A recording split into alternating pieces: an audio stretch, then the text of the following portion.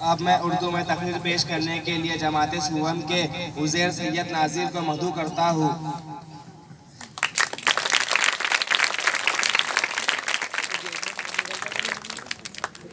آج کے اس تقریر کے صدر مراجع صاحب اور میرے پیارے ساتھیوں، السلام علیکم۔ ہمارا نام عزیر سید ناظر ہے۔ ہم آپ تک کے سامنے ایک تقریر پیش کرنا چاہتے ہیں۔ یہ نفرت بری ہے، نہ پالو اسے، دلوں میں کلیشے نکالو اسے، نہ تیرا نہ میرا نہ اس کا نہ اس کا، یہ وطن ہے ہم سب کا، بچا لو اسے۔ ہمارا ملک ہندوستان انگریزوں کی غلامیوں سے 15 اگست 1947 میں آزاد ہوا، لیکن ہمارا آزاد بھارت کو کوئی اپنا قانون نہ تھا۔ اس کمی کو پورا کرنے اور دستور مکمل کرنے کے لیے دستور ساز کمیٹی دی گئی۔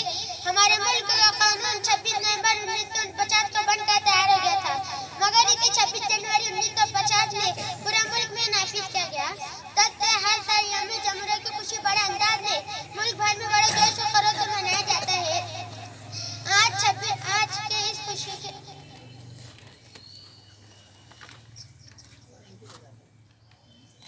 آج 26 جنوری یعنی یوم جمہوریہ کی خوشی منانے کے لیے یکجا ہوئے ہیں۔